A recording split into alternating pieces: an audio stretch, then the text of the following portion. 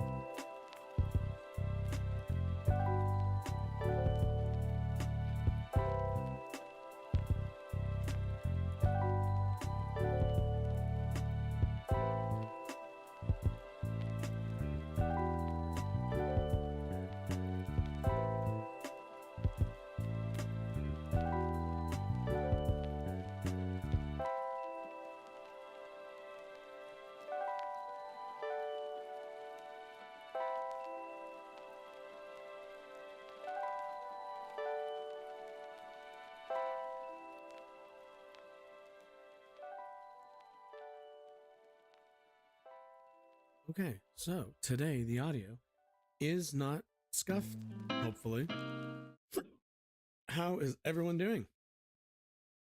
Yeah, sorry about that. There was some problem with like the NVIDIA broadcast. That's that I use. It's an app basically to keep the mic, to filter the mic through, and a bunch of other stuff. Not all that important, but when it doesn't work, it completely fucks your audio. But today we should be smooth and clean. Also, I realized I don't have my headphones. I'll be back. Always something.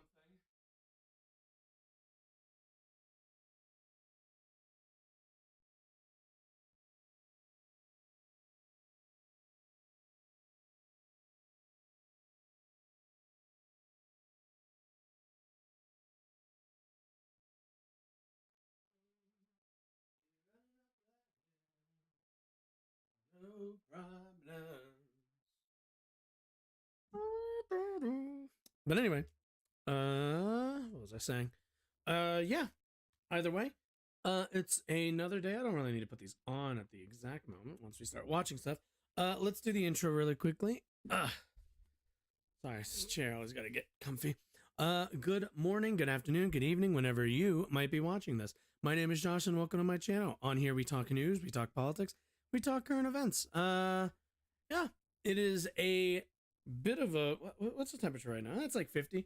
I'd say that's a bit cold. On the colder side, it's a cold, rainy day here in Denver, Colorado, and boy, do we have some stuff to watch. We're gonna be spending probably most of our time on the Trump town hall. I just kind of want to get caught up. Obviously, I don't have cable.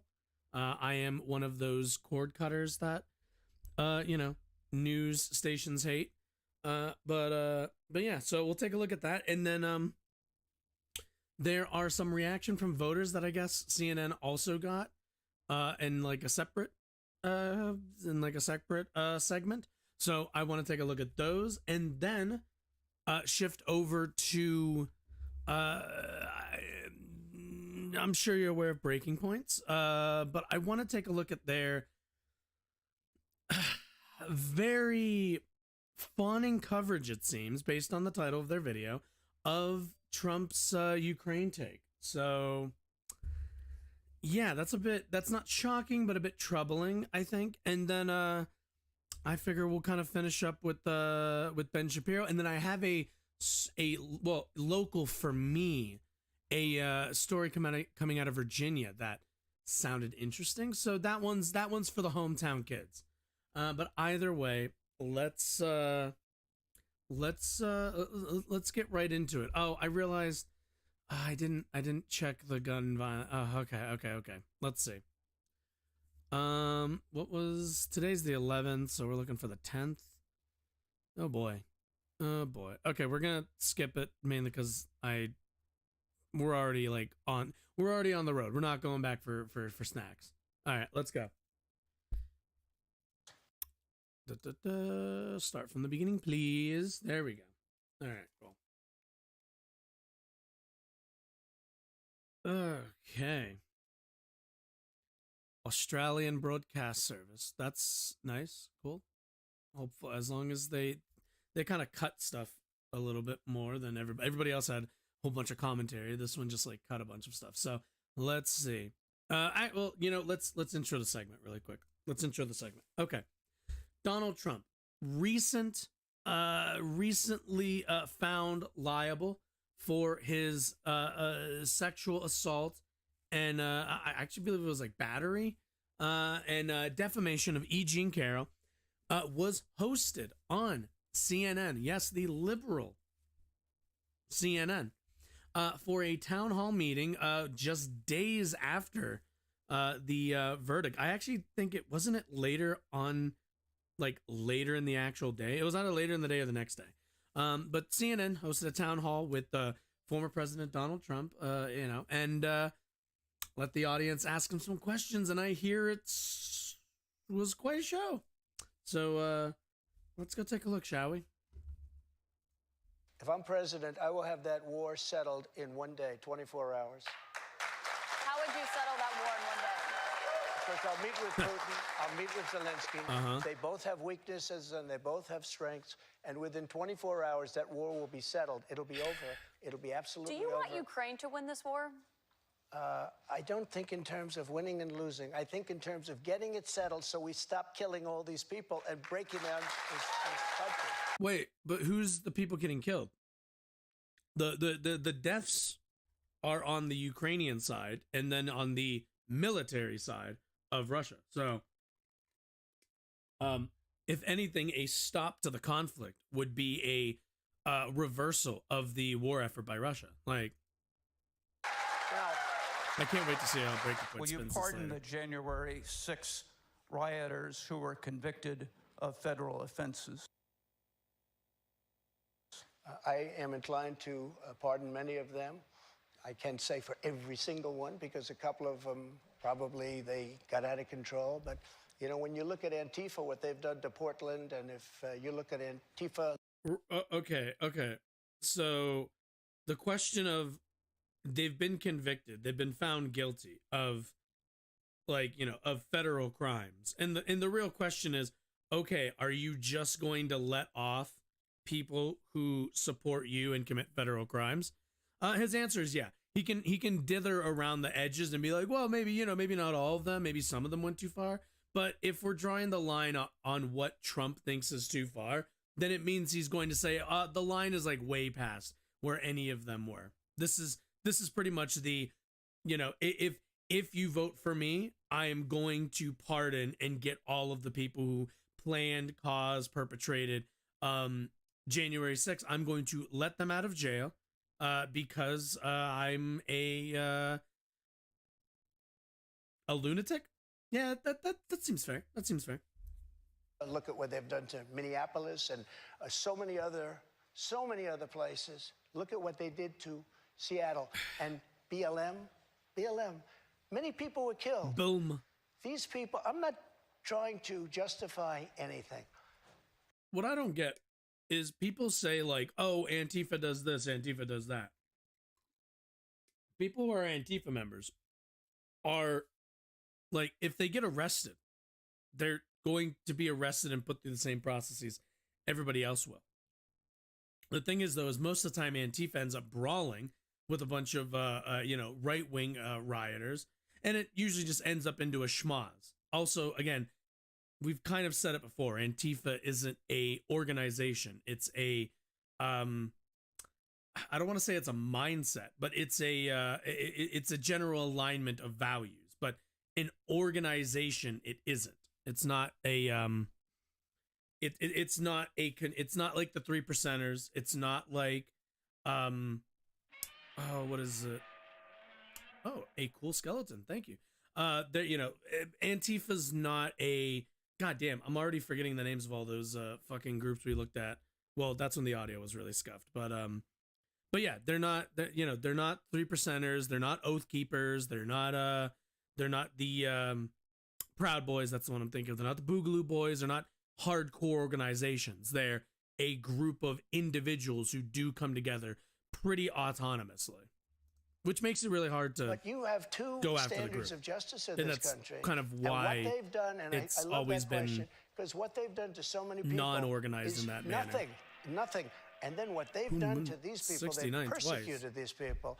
And yeah, my Two in a row, my answer God. is I am most How are likely, you guys if doing? I get in, I will most likely, Hello. I would say it will be a large portion of them. You know, Oh, I can do the they did a multiplier. very, and it'll be very early on. And they're living in hell right now. You defended the comments that you made on that Access Hollywood tape about being able to grab women how Doing you all right. want. Do you stand It's by those a comments? rainy day. I said We don't if get a you're lot of those in famous and Colorado, rich or so whatever I said, it's kind of but I nice. said if you're It's a kind of nice to get star, some rain, some moisture. You are, and I said, women let you. You said I didn't mate. say Are you from grip. I said outside the women US, let. I You know, take? you didn't use that word, but if you look, women let you. Now, they said, will you take that back? I said, look. Wait, I know he didn't just hit him with the, well, you'll, wait a minute, go back. I said, women let. You know, you didn't use said if you're a star. Do you stand by those comments? I said if you're famous and rich or whatever. What are your thoughts on the IRA? The IRA, isn't that the isn't that the that's like the group in Ireland, right? Correct me if I'm wrong, but I'm pretty sure you're Irish Republic Army. What are my thoughts? Okay, so I don't have enough background or understanding to have a incredibly strong or well-informed opinion. There are, I do know that they're responsible for bombings, but the relationship, the understanding I have is that the relationship that the IRA has to like the relationship that I have an understanding of is they're a oppositional and kind of resistance force to British colonial rule, but again, I can't say for like I don't have enough background to have a strong opinion, but that's the sense that I get. Bombings I'm never a fan of because usually it ends up killing civilians, so not a fan of that. But I just don't have a background to have a strong opinion. Those are the things I've heard, and that's the sense I've given of the situation. Thoughts on British colonial rule? Really damaging to a lot of other countries. India. India is another great example of kind of the the colonial rule of that empire that hasn't really paid off very well in the last I'd say like 100 years at this point. The British Empire in the 18th and 19th century was a lot stronger, but since then they've kind of waned in a lot of their ability to kind of exert their power, as far as I can tell. But I'm not, I'm not the best on foreign politics, just because it's just not something we get. Unfortunately, we're really not taught, I think, international politics or international history for that matter super well here in American schools. Like, we get a broad sense of things, but I mean, even American history, we don't get the best. We don't get the best perspective or the best. I think education on even our own history, but the Commonwealth stands. Yeah, like the Britain will always be there, but not a fan of colonialism in general. But that's that goes kind of without saying. Anyway, I said if you're famous and rich or whatever I said, but I said if you're a star, you are, and I said women let you. I didn't say you grab. I said women let. You didn't use that word, but if you look, women let you. Now, they said, will you take that back? I said, look, for 1,000,000 years, this is the way it's been. I want to be honest. This is the way it's been. This is I can true. take it back if you'd like to, but if you're a famous person, if you're a star, and I'm not referring to myself, I'm saying people that are famous. Well, unfortunately, in a deposition, you did refer to yours. They did ask you if you're a star, my guy, and you did answer in the affirmative. People that are You were stars, asked in the deposition, people do you that are consider rich, yourself to be a star, people and you that are said yes. powerful, they tend to do pretty well in a lot of different ways, okay? And you would like me to take that back? I can't take it back because it happens to be true. Just so you understand, I had every right to do it. I didn't make a secret of it. The boxes were stationed outside of the White House. People were taking pictures of the GSA. Trust me, you do not want Trump in Britain. Mainly because he's just a buffoon. And he doesn't, like, more than anything, he's a buffoon who doesn't the Presidential really Records get Act, which much is not done. well known to a lot of people, I read it. It does not say that you can take documents with you. It says actually that they are the property of the federal you talk, government. you when negotiate, you make Sunak a deal. seems It's like not criminal, such by a, the It way. does not- it the does not say that you Presidential can Records Act is negotiate. not criminal. What's the word I'm looking for? Sunak feels he's such a fucking Tory, honestly. Like, he has such fucking, like, Tory holier than thou fucking energy. That's probably my biggest thing with him.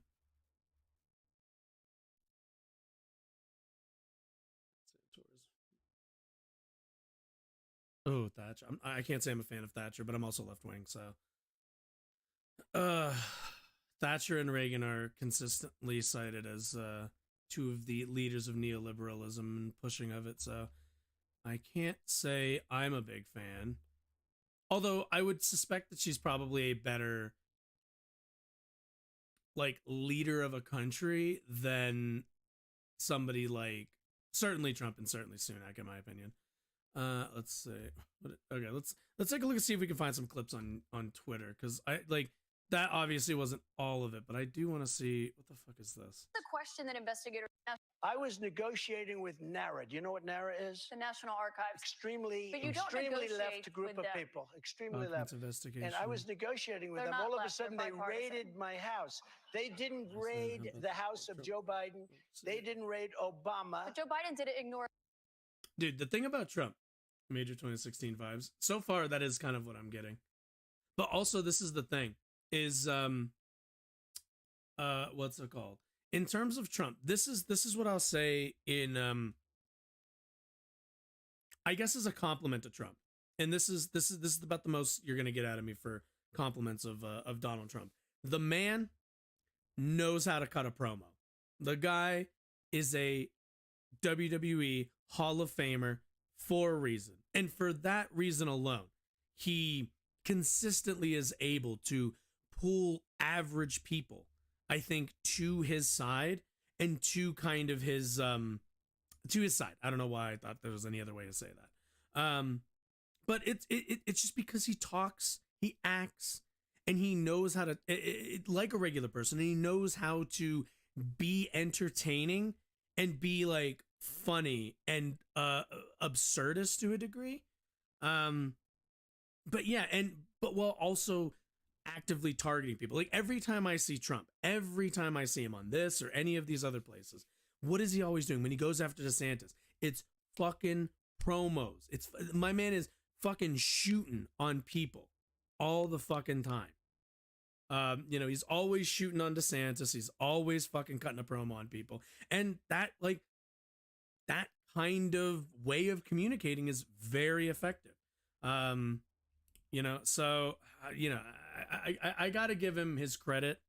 I got to give him the credit that he deserves in that regard. As somebody who did not and will not be voting for Donald Trump in 2024, you know, unfortunately, our side is left with Joe Biden, who's more on the boring side in terms of presentation, at least. And in terms of his actual, I think, presidency, I'm not the biggest fan of his presidency, but, you know, the Democratic Party has decided that it has to be Biden. So it's kind of like, all right, it's, you know, and if Trump's going to come out the gate swinging like this, then fuck, dude, 24 is going to be rough for Democrats, I think.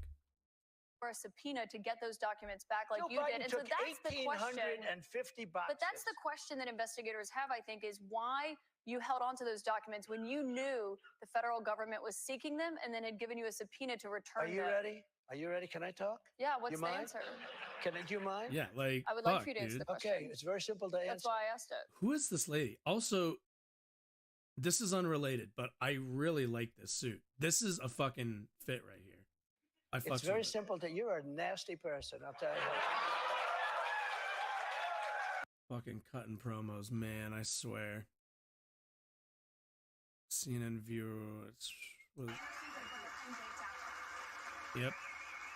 Yeah, and this is like a this is also this is every time I'm gonna keep talking like you guys watch wrestling. This is every time MJF comes to fucking Long Island, goes to Long Island. Every time. President Trump discovers CNN. Okay, let's see. He has testified that, Mr. He President. did not say that. But you said you weren't very involved that day. You did tell your supporters to come to Washington. You tweeted about it, about True, that of speech course. that happened on the rally. Am I allowed to say This is that? definitely When they went to the pro-Trump Capitol crowd, but and they were breaking into the Capitol, smashing windows, when you're in the injuring home, police when you officers, got hometown why advantage, you why did fucking it milk take you it. 3 hours to tell them to go home? I don't believe it did. Oh, let me pull it out. I have to pull it out. Fuck, dude, should I get that as a fucking sound drop? Should I get the? I gotta pull. I don't know. Maybe, maybe not. I kind of want that for the soundboard. So, Why does he hold? so something if you like look at, on January 5th, the day Did before, they not get better chairs? I said, These chairs please look support our uncomfortable as fuck. Capitol Police and law enforcement.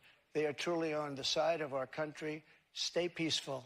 Stay Really, peaceful. Michelle This Obama? was the day before. I don't see Michelle Obama. And this was I in mean, the form of Twitter. Now they'd use love to Truth, run her, but Truth Social. I think it's far superior. Okay. the I hope Democrats, everybody's like the Democrats, quite frankly, if they want to win, they need to run a populist-like candidate. I think to Trump, and not a boring establishment candidate. I hope everybody's on Truth. If you look, January 6th, just at before 2:30. I am asking for everyone at the U.S. Capitol to remain peaceful. This is right after, as it was happening. I still But need to what look into happened him, is but I know they took it down. I don't know. Isn't he right now? I saw like a headline of him talking about I think it was JFK's assassination. He was talking about that it was like the FBI like had something to do. It was like a JFK conspiracy, I think. But or I think you saw he tweeted like the FBI or CIA or whoever rigs elections and performs assassinations, to which, was that news to anybody? I don't know. It wasn't breaking new ground, but I haven't seen enough of him. I haven't engaged with enough of his campaign, sadly. They don't fucking give other people a chance. That's the part that really frustrates me, is they're not even putting on fucking debates on the Democratic side. Like, sure, does anybody really have a realistic chance of meaningfully challenging Biden? I don't actually think so, but I do think there is value to holding primaries and holding debates. And I do think the party, on a, like, from a legal standpoint, in terms of how we legally organize elections in this country, they should absolutely be there. I just feel like there should be something to require parties to hold primaries. Like they can't and hold debates. They can't just not hold debates, have the primaries, but never allow people to actually challenge. I think that's fucking bullshit and undemocratic. Why? I think they took it down because it was so good. They didn't like it being up there. I am asking, That's and we good. didn't know until I got it back. I'm happy to hear because that. now I I have don't like the 90 military-industrial million people complex. waiting for me to go back, but I'm on Truth, and I'm staying on Truth. Listen, Damn. I am asking for everyone at the U.S. You heard it there Capitol to remain first. peaceful. No violation. We want no violation. We want no violence. Remember, we are the party of law and order. Respect the law and our great men and women in blue. Thank you. That was at 2:30. That was very early. Mr. President, I looked at the same timeline Oh, that you dude, did. absolutely. No, I Once know, it was but you clear, didn't report that. You know why? Because it was we did taken report it. down. I was reporting that It was day. taken down and it wasn't. But when put it was back clear, up. Also, not to be reductive or anything, but like it would honestly be like what's the word I'm looking for? Like if you ever play video games and you play like the tutorial level, it's like playing the fucking tutorial level and then going straight to the final boss. Like, primaries, debates strengthen and sharpen candidates, and also like during the primary process and through debates, you can actually begin to reassess your positions and put yourself in better positions for the general election. Like, primaries do nothing but strengthen candidates. It's why Trump was so fucking strong coming out of the Republican primary. But Democrats aren't really interested in it. They just want nope, it's our guy. That's it. We're done. And there is I don't know. Like, I can't tell the future, but I don't know if that'll end up paying off. I fear that it'll end up backfiring. But let's see. Canton Hall crowd. What is this? Is this the same smashing video? windows, injuring. Yeah, same video. Okay. All right, let's go take a look at. Oh, okay. Yeah, I saw this. I want to go take a look at this. This reaction. I want to take a look at people's responses. The former president played with some of New Hampshire's Republican and undeclared voters who were in the audience. Want to go to see Gary Tuckman, who's with a group of them now. Gary? Anderson, 8 people were with. They were in the audience. What they also have in common is Yeah, none because of if you them never have your voted fucking in the ideas past challenged, for either Joe even Biden within or your Hillary own Clinton. party, 6 of them voted for you're not- Donald Trump in the past. One didn't vote. you're going to be in the used to past election. facing. One was too young Not to going to be vote, used to challenges. But that's what they have in common. That most of them are Trump supporters. What I want to ask you All first right, of all. let's see what the do you public's think, thinking. Show of hands. Everyone's a anybody Trump think Donald supporter, Trump lovely. looks better after this town hall? Does he look better? Yeah, he does. Yeah, he does. He does. He does look better. He looks so. Yeah, he does. Yeah, Any of you absolutely. think he looks worse? And if you think the no. same thing about him as you did when you walked in. So Yep. I'll have you feel that way. First Really? thing I want to ask you about. I'm Donald surprised I didn't Trump, say better. You have to be blunt about it, is not a truth teller. That's the way he's always been when he was a businessman. He's been a politician. He has Why lied the fuck is about Ben Wyatt 2020 circa election, stuffed ballot boxes. It's all made up. He's lost 2055 in here? dozens of court cases. Does it bother you that he keeps talking about 2020 and not 2024? I'll ask you first. This is Jonathan Leslie. He's 40, Republican, voted for Trump twice. Damn How do you tragic. feel about those lies? So I feel like part of it's also the media narrative, as you guys asked him the first question at the town hall about the 2020 Right. election, Yeah. rather than current stuff. So don't you think he could say it's time for me to start talking about 2024 and not lies that aren't true? Couldn't the media ask him a question Dude, about I 2024? can't wait till he gets a homeboy in the middle, the old dude in the middle. Well, there were questions, but you're right. That was the first thing, but that's something that was on our mind. And that's why I was I mean, he asked does, first. Mike doesn't he McLaughlin is doesn't he 21. fucking He truth is about it? Whatever the undeclared, fuck, which that's is what it's what you called, do in New right? Hampshire if you want to be independent. It's a, you Lots send of out a people voted truth. for Trump in Yeah. 2020. Mike, same thing He's to like you. always What do you bitching feel about it. Trump continuing It's to like, talk move on, about dude. Those mistruths from 2020. Personally, I'm getting tired of hearing about it.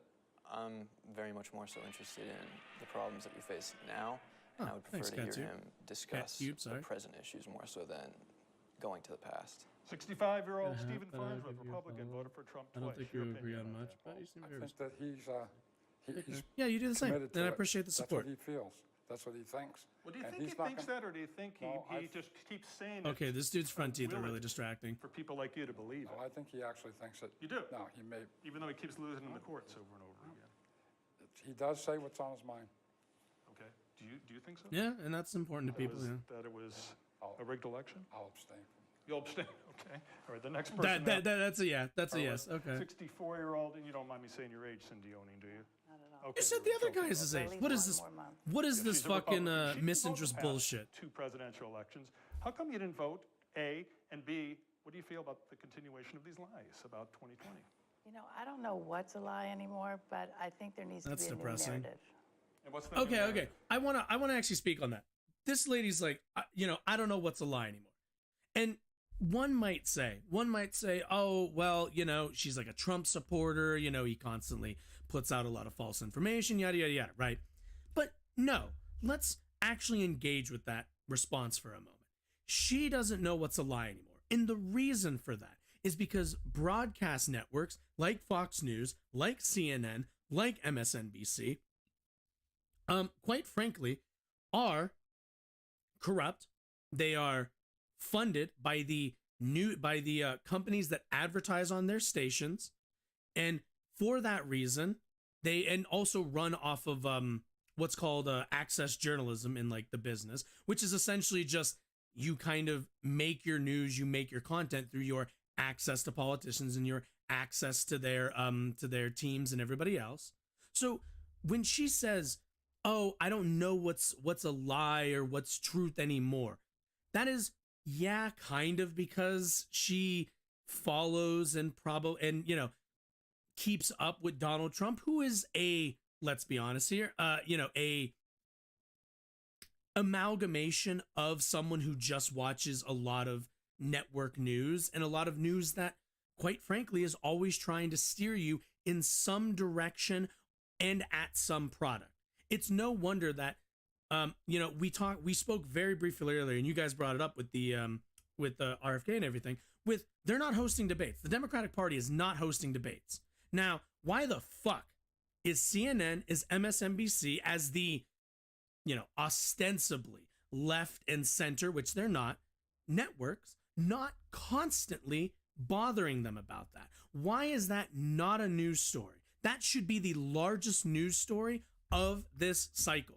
The idea that you would have presidential, nominees not engage in debates with primary challengers is actively undemocratic. And they will go on their networks and bitch and moan about the Republican Party, and they'll bitch and moan about Fox News, and they'll rightly do so with, I think, valid critiques.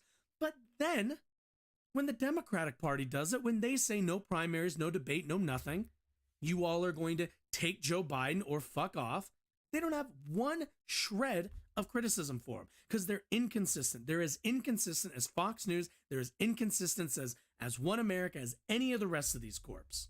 Any of the rest of them. They're all bought and paid for by a bunch of advertisers that want them to do two things: make sure that the actual voting populace votes within the two-party system, because both of these parties have been captured by those special interests. There's a reason why, there's a reason why every drug company, every weight loss pill, every insurance company advertises on Fox News and advertises on CNN. It's because those are how they pay their bills. So whenever Bernie comes up and said from the Democratic side and says we need to nationalize and we need a socialized healthcare system, we need a single payer healthcare system, whatever, the knives are always out for him from CNN. They're always out for him on MSNBC. They will never ever give him any kind of fair coverage. I watched untold numbers of town halls, of debates, of everything, where they're constantly asking about his extreme views, extreme this, extreme that, Castro, Cuba, all the rest of it, Venezuela, all of it, every single propaganda, little gotcha they have for socialist and left-wing candidates. But, when it's time to get some ratings, when it's time to grab some eyeballs and sell some ad space, they have no problem bringing on Donald Trump, someone who they've said is a threat to democracy, to do a nice town hall, get questions from people, and be personalized to millions of Americans. He's going to look better coming out of this because CNN has decided that Trump, at the end of the day, is good for business, the same way he was good for business back in 2016. It's why they constantly showed him on their network. Meanwhile, communicating to people that he was not fit to be president. There's a reason why nobody trusts these media infrastructures. And it's because they're all corrupt. They're all just looking to make a buck and protect the system that's already in place. The system of, it's an oligarchy, in my opinion. We live under corporate rule for a big degree, to a large degree. The only thing Trump actually passed during his administration, the only meaningful piece of legislation, were tax cuts for the incredibly wealthy. So naturally, CNN's like, all right, cool, it's fine. They put a few little challenges up to him, but they didn't stop him the way they stopped Bernie. They didn't stop him the way they're stopping Marianne Williamson or RFK Jr. And there's a reason why they're so interested in having DeSantis challenge him, because DeSantis, unlike Trump, is a corporatist, is a centrist, or more likely, not centrist, I should say, he's an institutional Republican. He's a bit nutty in some places, and certainly I think he's a bit of a fascist, but at the end of the day, he's a party guy. Trump isn't a party guy. He's out for himself in this case. But anyway, let's get back to it. Current situations that are, involving all of us. Current situations. But when you say you don't know what's a lie is a lie. I mean, all these courts have said there's a... Oh, hey, it's this... One of the stuffed ballot things he's talking about was in Fulton County, Georgia. No stuffed ballots. I was there. I was watching with my own eyes. I mean, none of it's true. And I think a lot of people think he tries to will it to be true. Would you agree with that? Yes. Okay. In that corner right there, that's Noel Licata. He's 18. First election coming up. He's currently undeclared. Look at this Republican. Kid. What do you feel about him still talking about 2020 and these things? I don't think anybody wants to hear about 2020 at this point. Everybody wants to hear about 2024, the future, and what comes after that. And he did not. Okay, but why don't they ask Biden? Well, they don't ask Biden because Biden is the institutional candidate. Biden is the paid-for candidate. That's why they're not letting challenges field him. And they will, if DeSantis actually decides to run, CNN, MSNBC, all the rest of them, and Fox News will all run behind DeSantis.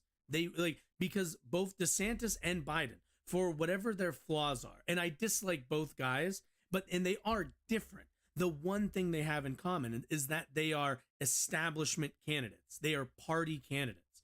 They are people who will not change the system, not challenge the status quo. They're just going to perpetuate the same stuff that's always been going on.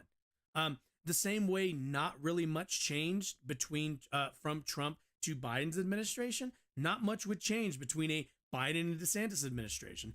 There are going to be things that I will find that will get a lot worse, but the fundamental core of how the system works is going to stay the same. There isn't going to be this huge I guess a small example, like there isn't going to be this large funding to the EPA to prosecute and investigate large polluters, or even the labor department to go after places like McDonald's who are currently employing children. I think they're paying like a really large fine for that. Under a DeSantis administration, those sorts of anti-business regulatory bodies are just not going to be empowered as much. Whereas with Biden, they'll be empowered a little. But as we saw in the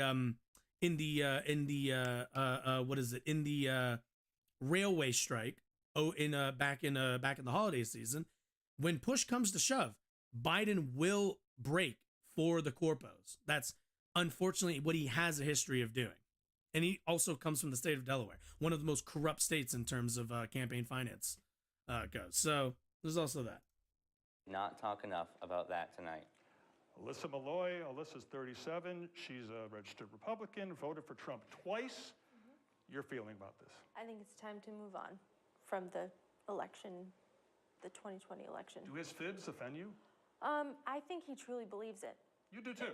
I think that's what he truly believes. I think a lot of his supporters believe it. Not all of them, but there are a lot of people who do believe it, and he tries to, go along with that, and I would agree that he wills it to be true. Let me ask 22-year-old Cooper Walsh, who is also undeclared but voted for Trump in 2020. Do you think Trump believes that stuff?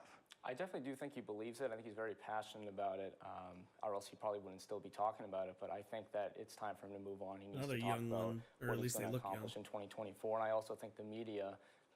From a campaign standpoint, he needs to.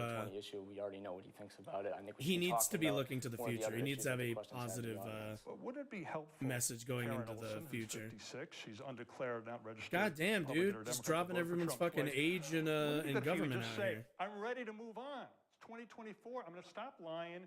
I'm going to be honest about it and move on. Wouldn't that be helpful? And then the news media wouldn't ask him about it if he would acknowledge it. Wait, but that's okay. But that's not that's different though. If he had said I would, like, the guy doesn't gain anything. If we're talking strictly from a political matter and like a political strategy lens, Donald Trump doesn't gain anything by copping to the fact that he's lying about the election. He doesn't get anything from that. The best answer you're ever going to get from him, the only answer that makes sense from his perspective, and quite frankly from a just from a strategic perspective, is to just say look, the election 2020 was 2020. Like, let's move on. Can we just talk about 24 at this point? I don't really feel like litigating anymore. Now, granted, he doesn't really seem like he wants to do that. He still kind of tweets about it, truths about it every once in a while. But either way, and whether he believes he did or didn't win at this point is fucking irrelevant. We're in the third year of a Biden administration. Like, I don't know why they ask about it, because you're not going to get a different answer. He thinks he won, or at the very least, he wants his voters to think he won, and he wants the narrative that the election was stolen from him. Now, you can either continue to go back to that, or you can move on and go, okay, dude, like, you're wrong. I'm not engaging with you on this point anymore. But continuing to ask about it, I feel like, is just kind of poking the bear and just bringing it back up again.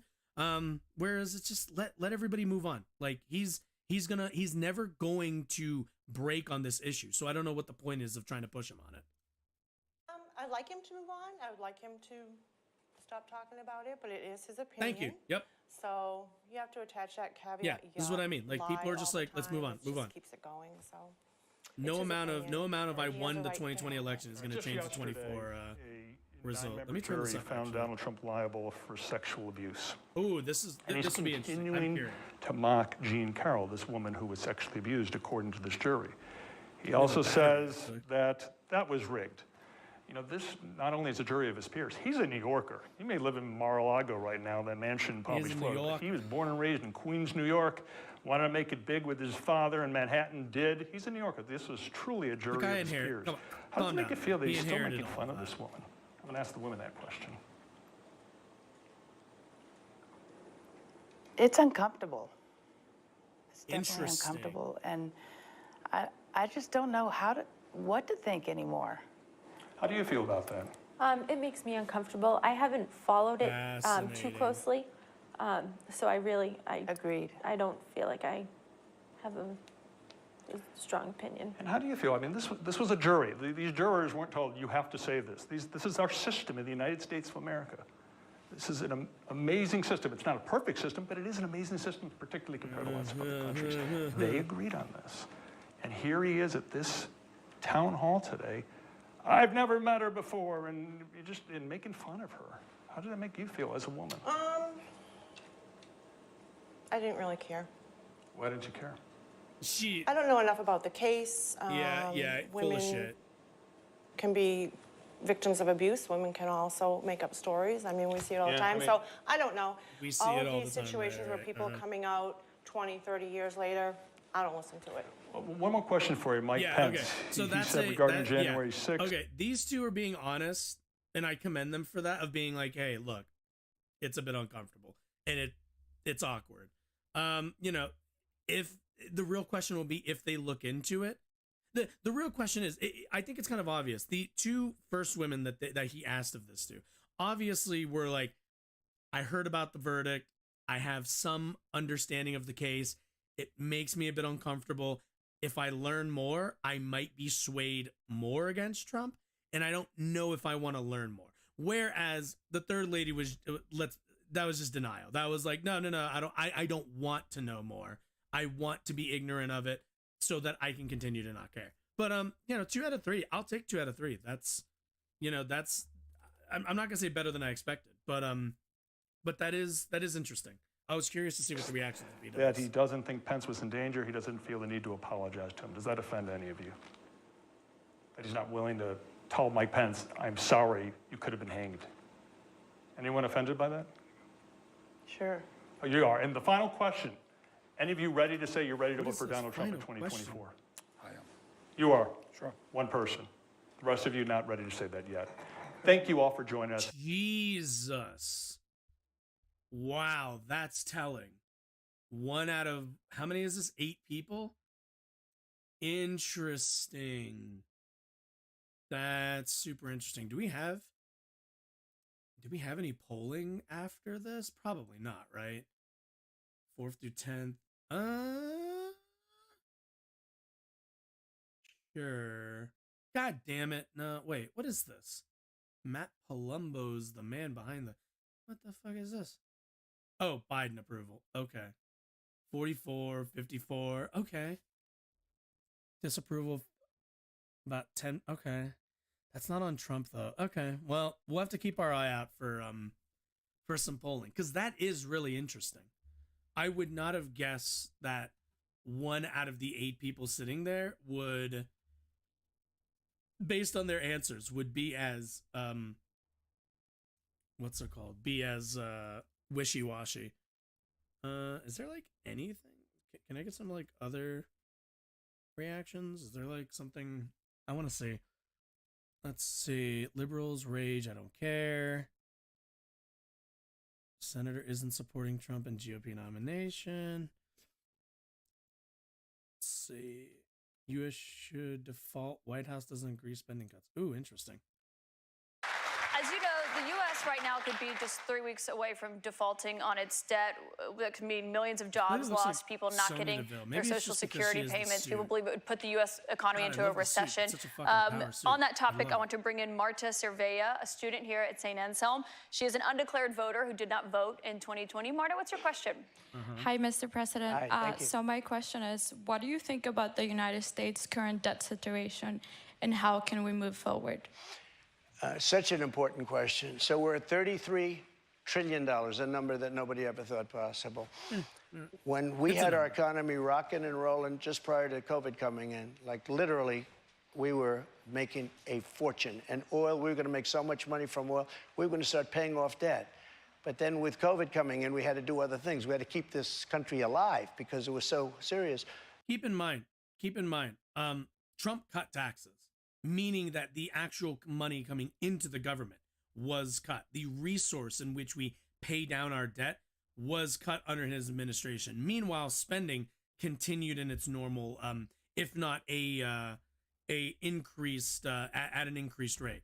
So the thing that the one thing that really irritates me when we talk about the debt and the deficit and everything else is mainly that I hear from Republicans all the time of like, oh, well, you know, the spending is out of control and the debt's out of control. Da, da, da, da. But every single time they come into office, what happens? We end up spending a lot of money. We end up cutting a lot of tax revenue, which is going to increase our debt. And then when eventually they're out of office, when after we've spent a whole bunch during the Republican administrations, Democrats then have to turn around and as an administration, get a lot of that under control, usually increase taxes. It's like the kid who always hosts a party and then, you know, their parents come home the next day. And it's always like, oh man, we're having so much fun at the party, but now the parents are, now we have to clean up and do all, you know, keep the place back, put the place back in order. And it's just like, yeah, man, like if that's the relationship and the fact that this isn't, I think, pointed out as much is a real problem in our media and in terms of like how Americans are given information. But still, it's just like if that's going to be the relationship, then Democrats need to be better about it. But they aren't because I don't know, maybe because they don't see it as a problem. I don't know why they don't talk about this. I don't know why they don't ever rake the Republicans over the coals for this stuff. But still. But we have to get the country back. We have to lower energy prices. We have to lower interest rates. Interest rates are through the roof. Energy has to come down. It all has to come down, and we have to start paying off debt. But recession. When we have a debt limit, and they use that very seriously to me. They came in, Schumer came in with Nancy Pelosi, and they were using it. We'll violate it. We'll do whatever. They talked a whole lot different than they do right now. I say to the Republicans out there, congressmen, senators, if they don't give you massive cuts, you're going to have to do a default. And I don't believe they're going to do a default because I think the Democrats will absolutely cave because you don't want to have that happen. But it's better than what we're doing right now because we're spending money like drunken sailors. So just to be clear, Mr. President, you think the U.S. should default if the White House does not agree to the spending cuts Republicans are demanding? You might as well do it now because you'll do it later. Because we have to save this country. Our country is dying. Our country is being destroyed by stupid people, by very stupid people. You once said that using the debt ceiling as a negotiating wedge just could not happen. You said that when you were in the Oval Office. That's when I was president. So why is it different now that you're out of office? Because now I'm not president. Wait, say that again? You said that when you were on the... I missed the question. That using the debt ceiling as a negotiating wedge just could not happen. You said that when you were in the Oval Office. That's when I was president. So why is it different now that you're out of office? Because now I'm not president. I actually really like that. That's actually very indicative of the difference between, I think, Republicans and Democrats and how they approach governing, quite frankly. For Republicans, this is not an exercise. Like the presidency, the, running for office, being a representative, none of this is an exercise in governing. To Republicans, and they make this very clear, and it's why they're more effective than Democrats. This is an exercise in power. It's why they don't play fair. It's why in the final year of Obama's presidency, they held up a Supreme Court seat, and claimed that there was a precedent that was not real, obviously, but they claimed that there was some precedent about letting the American people pick the president for the seat, all this stuff, right? They claimed that, presidents don't pick Supreme Court justices in their final year. It's complete bullshit, right? But then when Trump is in office, when Trump is the president at the time, and in the last year of his presidency, of his term, there's there's a Supreme Court opening. What did they do? Did they sit back? Did they wait? Did they say, oh, well, we don't fill Supreme Court justices in the last year? No, they filled it. They pushed it through and they filled it.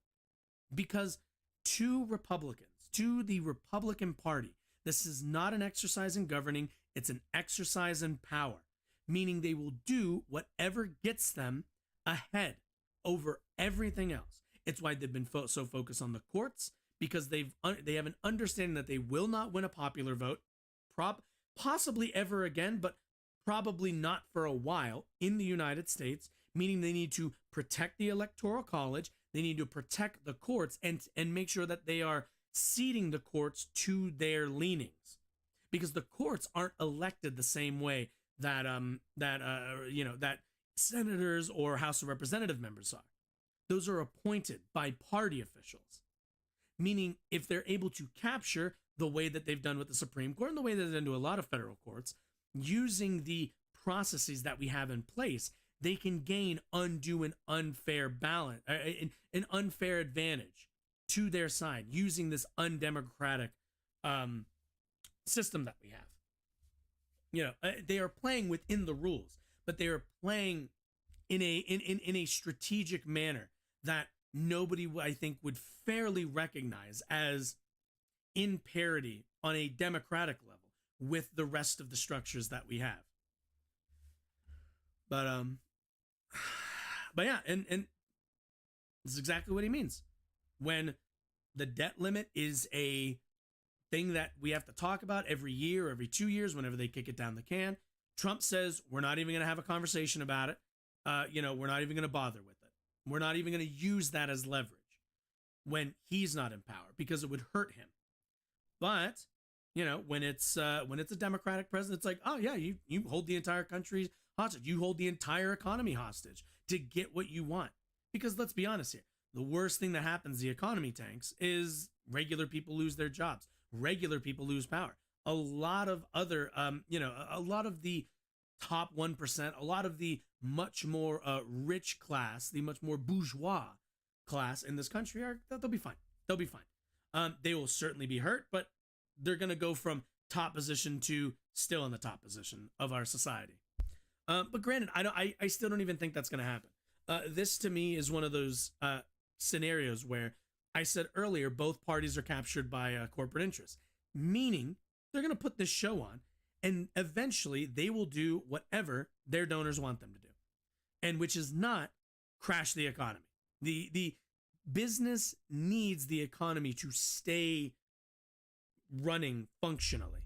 Like the worst thing to happen for a business, for any of these big businesses, small, large, whatever, is for the economy to crash. So do I think that's in the cards? No, not really. This is all, I think, just politics so far.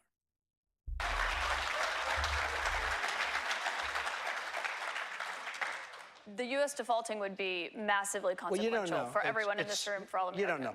It's psychological. It's really psychological more than anything else.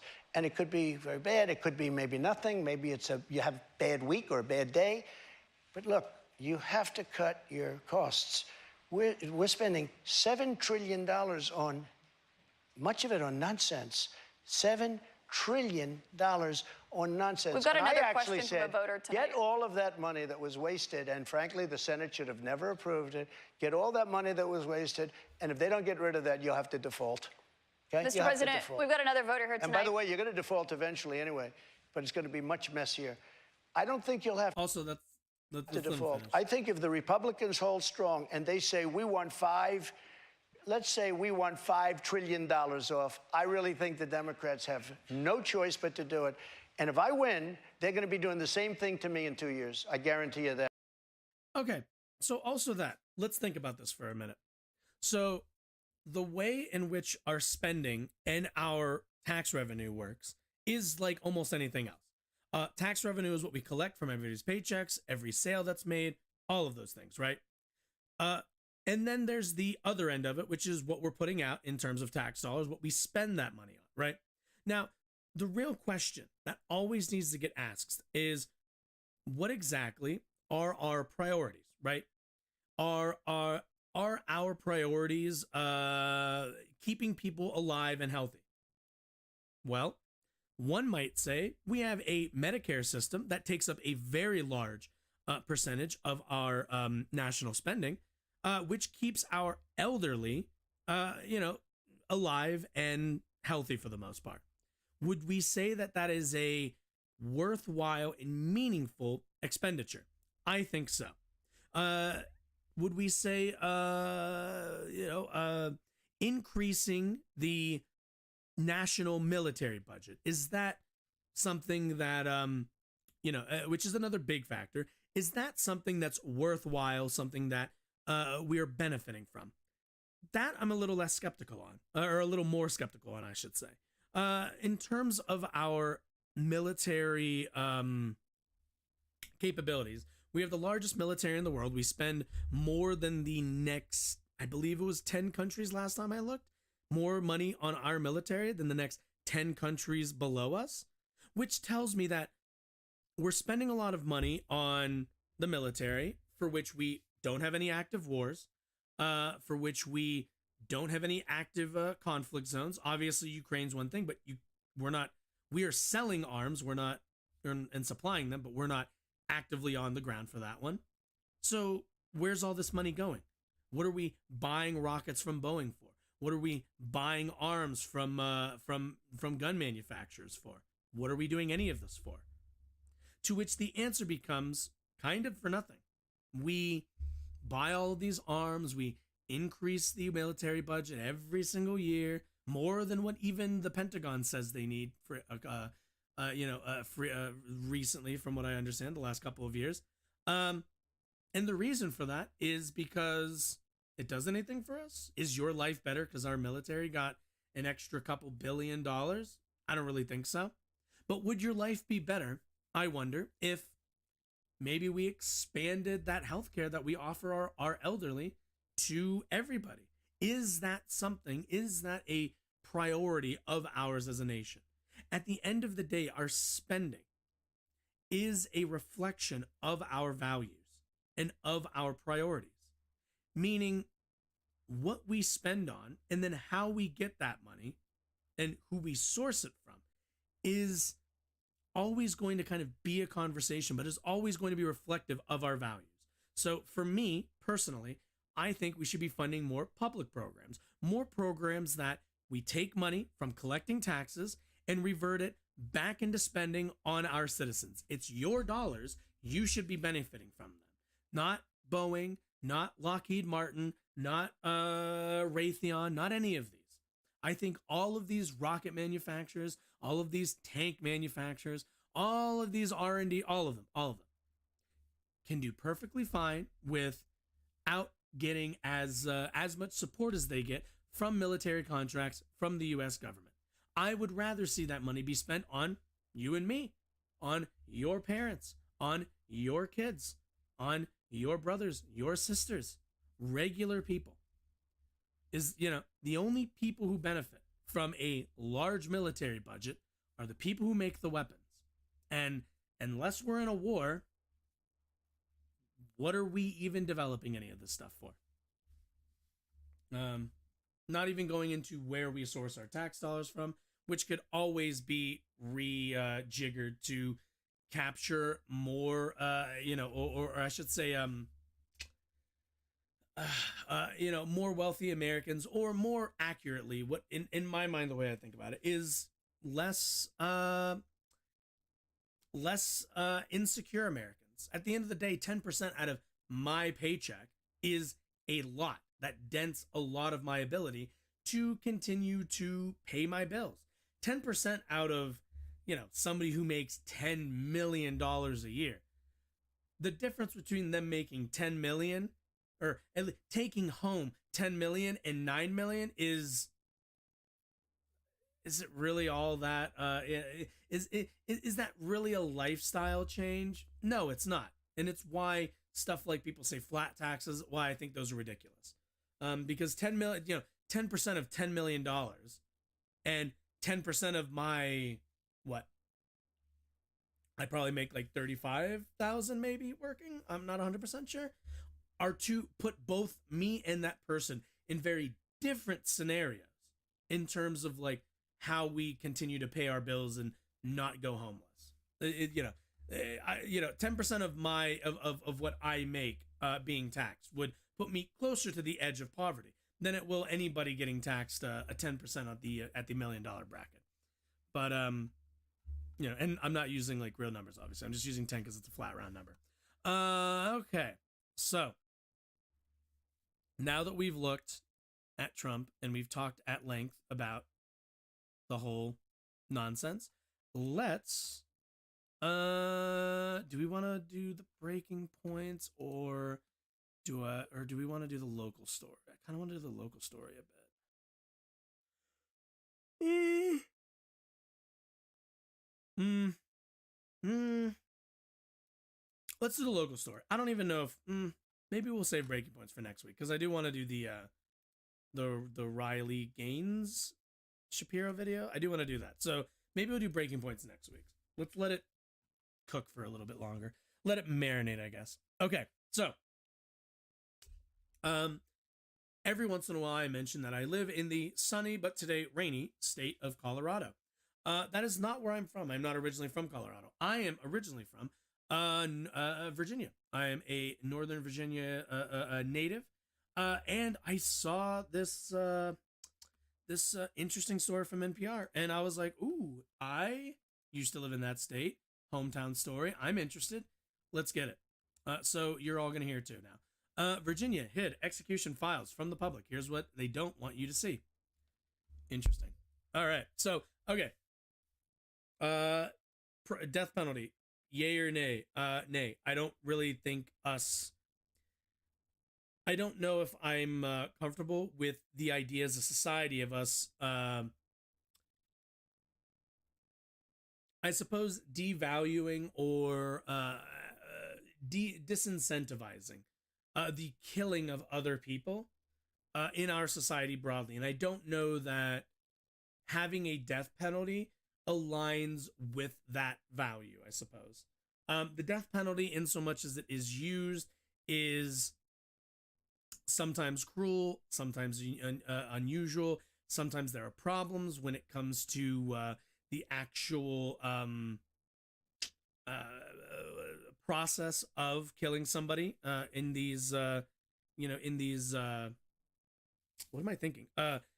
Killing somebody through the penal system. And also, as we've kind of seen, we've certainly put to death people who were actually innocent. The law is never, I think, 100%, consistent in terms of actually being able to assess guilt or innocence. There's always going to be cracks in the system. There will always be just technologies that we couldn't use at the time. How many people were arrested, convicted, and sentenced to like life in prison for murders they didn't commit, rapes they didn't commit, all this stuff. There will always be those hitches in the system. And for that reason, I'm not super comfortable with the death penalty as a concept. Just because the fact that you would put somebody to death accidentally because you went through all the processes and you could learn later that you actually got it wrong, it was a different person, just kind of undercuts any support for it that I would have. And I understand that there is a I guess a feeling of closure maybe for the families of people who might have committed murders of their family members, but I don't know if answering that violence with more just state sanctioned violence is really the answer. But anyway, that's a long aside. Let's get into it. In January, NPR aired excerpts from 4 tapes. Recorded behind the scenes during Virginia executions. It was only the second time in history that audio from inside an execution chamber had ever been published. The records revealed details about the last seconds of prisoners' lives and indicated the Virginia Department of Corrections may have tried to cover up one of the state's recent botched executions. A former employee donated the 4 tapes and hundreds of other execution documents to the Library of Virginia more than a decade ago. But shortly after NPR aired the audio, something unusual happened. A representative from the Department of Corrections requested that the library give the records back. Within a week, the library complied. The collection is once again behind prison walls. The tapes can still be heard in full on NPR's website, and 2 of 6 boxes of materials can be seen at the prison if a request under the Public Records Act is made. But in order for more of the execution history to remain accessible, NPR is now exclusively publishing a selection of documents that journalists managed to photograph at the library before they became restricted. The records, which detail responsibilities of staff, include candid photos taken of the prisoners before their deaths, and even show the keys to Virginia's electric chair, illustrate how executions were conducted in the state that carried out more than any other. I don't know why I said day. The execution Polaroids. In Virginia, it was someone's job to take Polaroid pictures of condemned prisoners before they were led away to be executed. The photos left behind revealed a range of emotions in a series of different shots taken by Wilbert Lee Evans. He scratches his chin, raises his eyes, turns on his side, and slumps his shoulders as Buddy Justice, that's funny, just us, that's funny, holds a sign showing the identification number he was given when he was first booked into prison. His eyes stare straight into the camera. Man. Jesus. Clockwise from left to right, Earl Clinton, shortly before they were executed. God, this dude on the bottom left just looks like he's got the whelp look. Same with dude on the top left. Just look like what do you even, how do you even respond in that moment? Like, what do you even say? I feel like I would be left so speechless and uninterested in the moment. You know, they'd say, oh yeah, we're going to take your picture on this Polaroid camera before we go and electrocute you. And I feel like I'd be like one of these guys. It's just shrug and go, all right, man, let's just get this over with, man. I don't even feel like making this a process. Like, the idea that it's really funny to me as humans how we respond to what should be incredibly, overwhelmingly stressful moments, and how much we, I think, turn to apathy to kind of cope with those overwhelming feelings. I think it says a lot about our kind of capacity as a species to internalize, anxiety and stress. But the shots appear to have been taken in the same spot, identical white curtains draped behind the prisoners as they posed, years apart. During the late 80s and 90s, the time frame in which the photographed men Virginia put people to death shortly before midnight. A black clock in the top right-hand corner of nearly all the images seems to confirm that. Oh, yeah. Oh, wow. Interesting. Kind of eerie, honestly. In his pre-execution photo, 33-year-old Earl Clinton poses with hands on hips and eyebrows raised. Clinton grew up in prison. He was 17 when he was,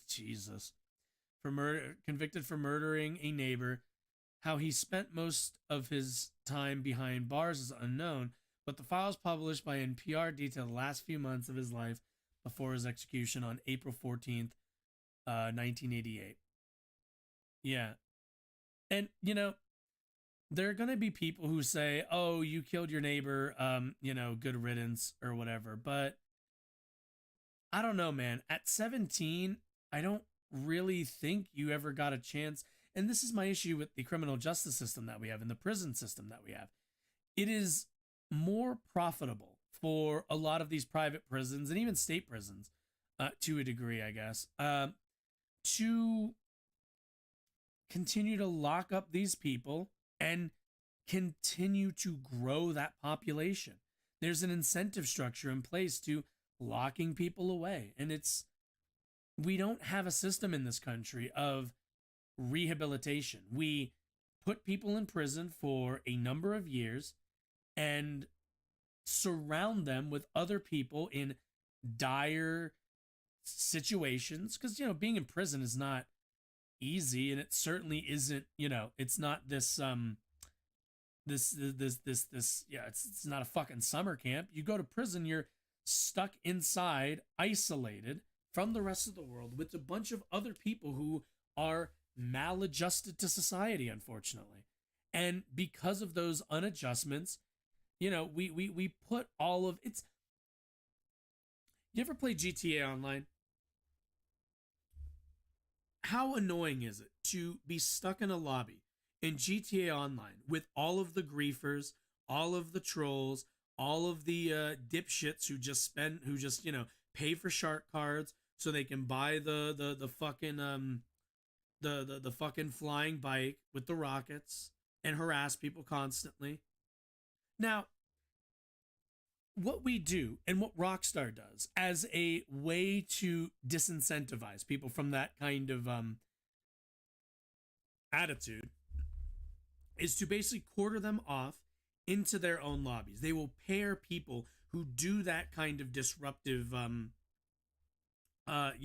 disruptive activity and pair them all together, putting them all in a hyper toxic, hyper shitty lobby, basically. Now, this is like a video game, right? But that is essentially what we do to people in their entire lives when we put them into prison with no rehabilitative process in place. And then when they get out of jail, they are frequently, incapable of finding legal and sustainable work. They are frequently incapable of finding, stable housing. They are marginalized often. And for that, they usually re-enter back into the,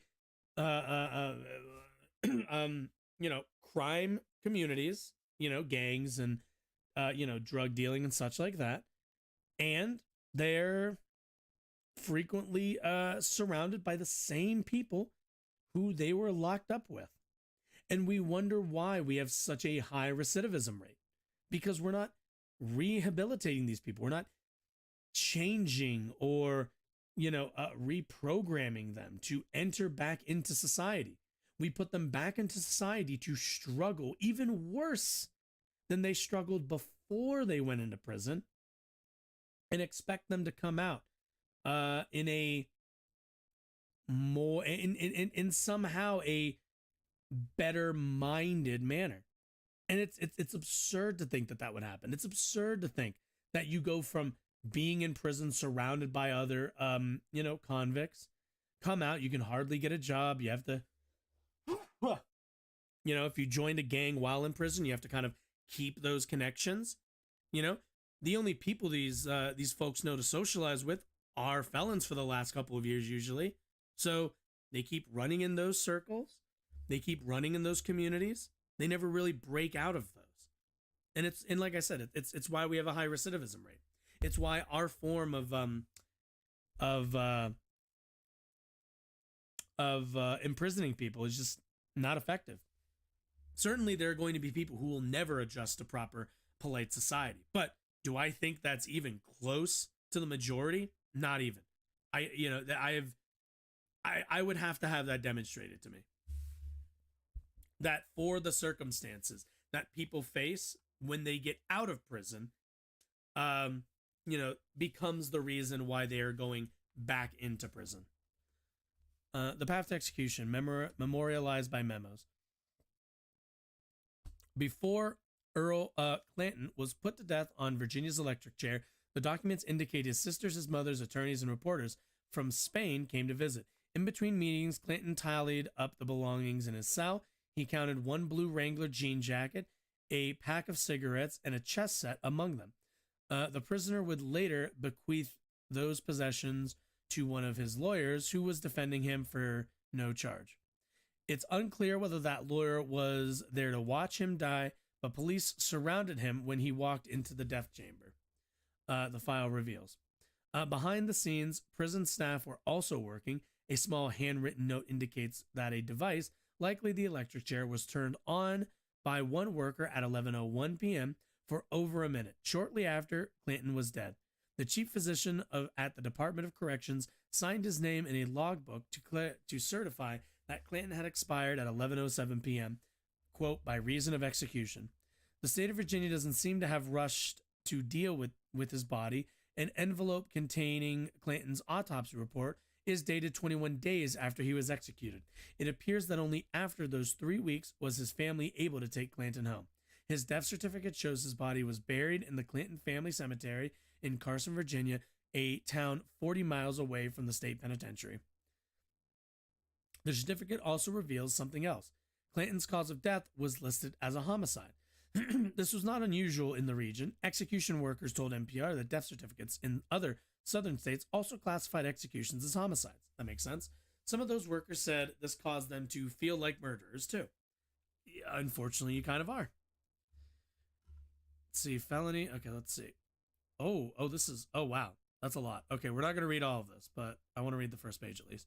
Commonwealth, let's see, verdict, felony number 1, murder convicted, capital murder, Earl Clanton Jr., defendant, attorney of Commonwealth, Lisa, in appearing to the court that there are no legal matters pending concerning the defendant at this time. The execution date of August 5th, 1982 has passed without the execution of the sentence, and it is necessary to fix another date for the execution. It is ordered that the defendant, Earl Clanton Jr., die by electrocution in the electric chair within the confines of the state penitentiary in Richmond, Virginia on March 17th, 1988. And, like, this is the thing. I feel like, I think the most harrowing sentence to me is, it is ordered, all caps, that the defendant, Earl Clanton, die by electrocution in the electric chair within the confines of the state penitentiary. I don't know about you guys, but I can't help but think how much barbarism we, I guess, legitimize through this system. You know, there's kind of this, I think, belief or understanding that a state-sanctioned execution in an electric chair is somehow less violent and less I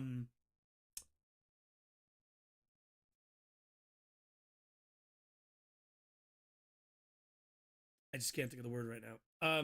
Less concerning, I guess, to us as a people. And I just feel like it's a pretty little lie we tell ourselves that when the state executes somebody, it's not as meaningful as when citizens do it to each other or when tyrants do it to their populaces. At the end of the day, allowing for this kind of non-defensive taking of a life, I think reinforces a certain amount of belief that there are such things as justified non-defensive killings. You know, it's just similar legal memos, autopsy reports, court records, death certificates, and handwritten notes were left behind regarding 5 other men that Virginia executed. Sometimes execution files like those are kept secret for security reasons. Prison representatives have claimed that details could be used by activists to stop future executions. Okay. Well, I feel like that shouldn't be a legal excuse to not release those. But these documents pose little threat. Virginia abolished the death penalty in 2021. Dale Brumfield referenced some of the now confidential files to write a book about the state's path through the abolition of capital punishment. He believes rescinding the documents allows Virginia's historic pattern of suppressing information about the death penalty. Quote, some of that stuff is very benign. So this culture of secrecy, they're just covering up the ugliness of the whole thing. And they do it because, again, it's something that we want to believe. They want to believe that it's not ugly, that it's not gross to kill somebody, that you can kill somebody in a humane manner. And I don't think the taking of life can really ever be humane. Certainly defensive and justifiable, but executions aren't those two things by definition. Department of Corrections declined NPR's request for an interview. In an emailed statement, a representative said the files contained, quote, sensitive health, security, and personnel information about former inmates, victims, and VADOC employees, which makes them private in nature. The Library of Congress also declined a request for an interview to discuss why the agency relinquished the files to corrections in January. But back when all the documents were still public in December, government record archivist Roger Chrisman told reporters he believed the library's job was to keep files about events like executions accessible, not hidden. Quote, that's what this entire building and agency is about. Whether you agree with it or not, this was happening. Yeah. So, interesting. But yeah, look, the the taking of human life is something that we as humans have always been debating, and I think always will be debating. We will always be fighting against our nature of understanding human life as either being active or inactive, or is to say you're either living or you're dead.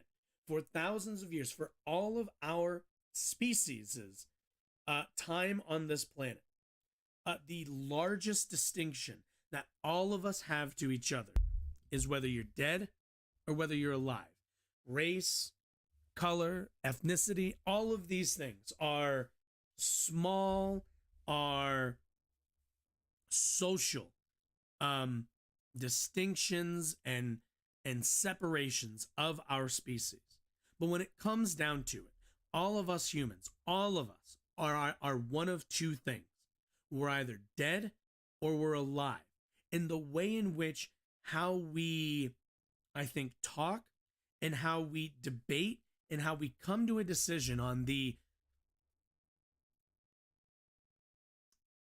way that people transition between one state to the other is always going to be it is always going to be a topic of conversation. It is always going to be the push-pull between our emotions of what we feel is right and what would make us feel better.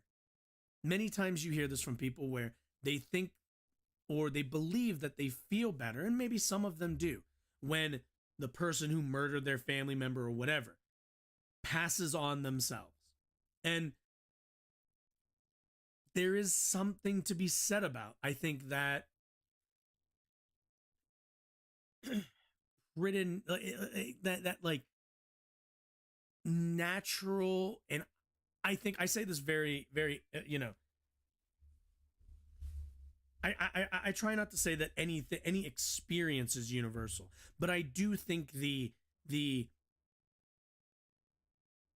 cycle of emotions one goes through when going through grief and seeking all of those things, through the process of having of dealing with somebody who's taken a life close to yours, that is like the first real outside emotion, the first real interaction, or at least one of the foundational interactions we had amongst each other as like a species.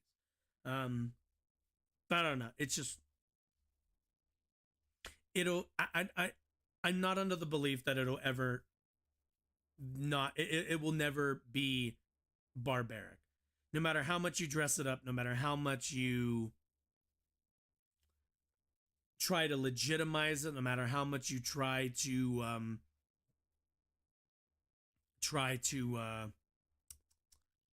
what's the word I'm looking for? Try to,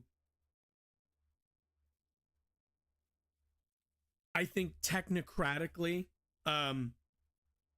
decouple, dehumanize, I guess decouple yourself from the process. It will always be, I think, a mentally damaging process to people. It's like, if you could flip a switch and there wasn't it wasn't like electrocution. It was just, you flip it and just gone. Somebody's gone. Everything. They're just done. Delete. They fall over, they're dead immediately, right? Think about how much you would, even though it's such a minor act, it's something that you wouldn't even, you've flipped the switch a million times in your life. But think about the weight of that small action and the weight of that simple act and and what it could do and what it means to you to flip that switch, I think is no different than, the moments when people, even, like kill somebody. I think these are all like, I think that's a universal experience of of like mental weight, I guess. I don't know. It's just, we try to dress it up and we try to make it so that it's not, we try to pretend that it's not as, you know, barbaric or not as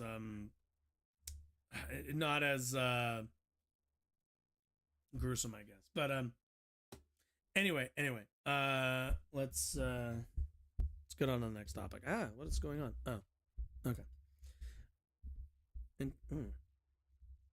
Interesting. Oh, my mic is loose. That's not good. There we go. That's better. All right. For the last story we're gonna watch, I guess, Riley Gaines showed up on Ben Shapiro's program. But before we do that, I am gonna grab some water because I've been talking a lot. I've been going on a lot of long diatribes. So let me go grab some water and I'll be like right back. Enjoy some enjoy the bar music from Catherine.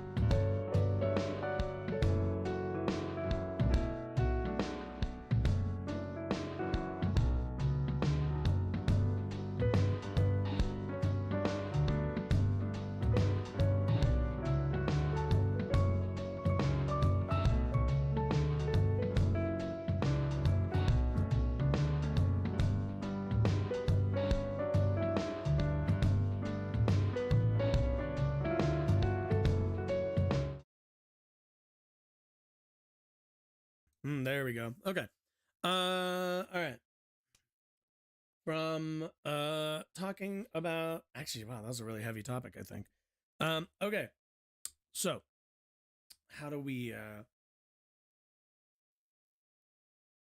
women's sports?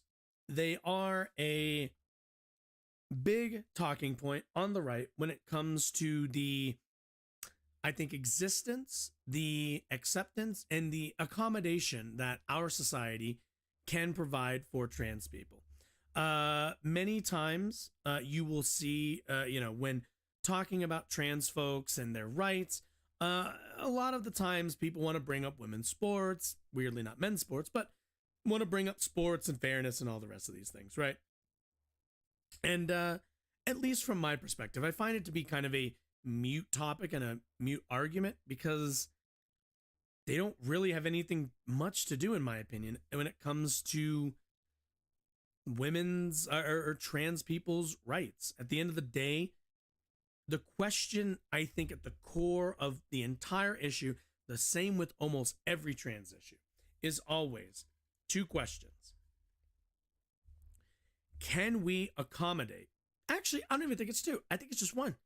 And it's, can we accommodate trans people in our society? And that's really it. That's really the only question that needs to be asked. It doesn't mean that everyone needs to like every trans person. It doesn't mean that everyone needs to understand every trans person. It doesn't mean any of that.